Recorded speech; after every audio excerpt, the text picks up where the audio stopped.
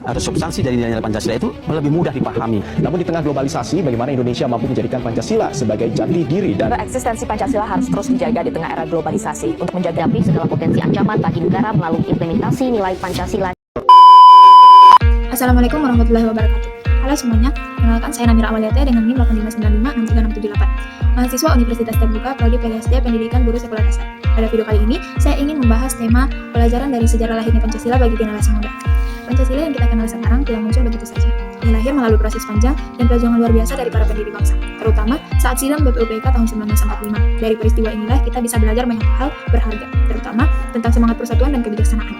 Peristiwa penting yang menjadi awal lahirnya Pancasila terjadi pada sidang Badan Penyelidik Usaha-Usaha Persiapan Kemerdekaan Indonesia yaitu BPUPK tahun 1945. BPUPK dibentuk oleh pemerintah Jepang pada tanggal 29 April 1945 dengan tujuan mempersiapkan kemerdekaan Indonesia. Sidang pertamanya berlangsung dari 29 Mei sampai 1 Juni 1945 di Gedung Chongsangi, Jakarta. Itu yang kita kenal sekarang yaitu Gedung Pancasila. Dalam sidang ini, para tokoh bangsa seperti Muhammad Yamin, Soekarno dan Insinyur Soekarno menyampaikan gagasannya tentang dasar negara Indonesia. Muhammad Yamin menekankan pentingnya persatuan dan kebangsaan Indonesia. Soekarno menyampaikan konsep negara integralistik di mana negara dan rakyat menjadi satu kesatuan yang utuh. Puncaknya pada tanggal 1 Juni 1945, Insinyur Soekarno menyampaikan pidatonya yang bersejarah dan memperkenalkan istilah Pancasila sebagai dasar negara.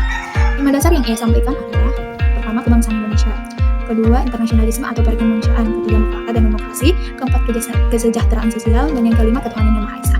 Setelah itu, gagasan ini disempurnakan oleh Panitia 9 menjadi ketuhanan yang maha esa, kemanusiaan yang adil dan beradab, persatuan Indonesia, kerakyatan yang dipimpin oleh hikmat, kebijaksanaan dalam permusyawaratan perwakilan, keadilan sosial bagi seluruh rakyat Indonesia dalam Piagam Jakarta, dan akhirnya disahkan dalam pembukaan Undang-Undang Dasar 1945 pada 18 Agustus 1945 oleh PPKI. Dari sinilah lahir dasar negara yang menyatukan bangsa Indonesia yang kita kenal sekarang yaitu Pancasila.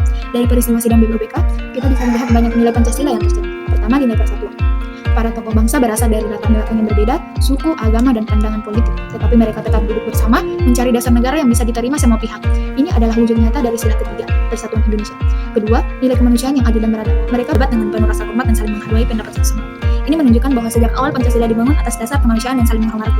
Ketiga, nilai musyawarah dan kebijaksanaan. Setiap keputusan diambil melalui dialog dan kesepakatan bersama, bukan paksaan. Hal ini sesuai dengan sila keempat Pancasila. Terakhir, nilai keadilan sosial menjadi tujuan utama.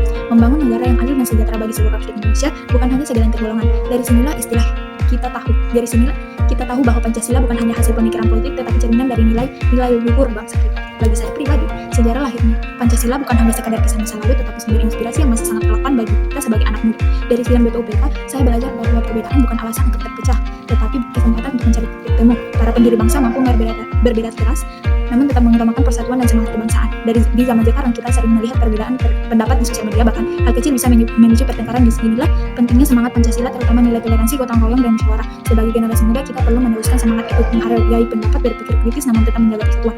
Setiap kali kita bersikap adil, membantu teman tanpa memandang suku atau agama, dan ikut menjaga harmoni di lingkungan kita, sebenarnya kita sedang mengamalkan Pancasila. Itulah pelajaran terbesar yang bisa saya ambil dari sejarah lahirnya Pancasila, bahwa dasar negara ini bukan hanya teks dalam Undang-Undang Dasar 1945, tetapi pedoman hidup yang harus kita jaga bersama. Demikian refleksi saya tentang pelajaran dari sejarah lahirnya Pancasila. Semoga generasi muda bisa terus menanamkan nilai Pancasila dalam hati dan tindakan kita sehari-hari.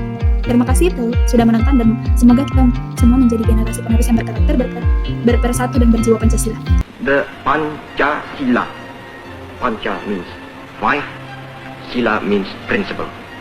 The Pancasila, the five guiding principles of our national life.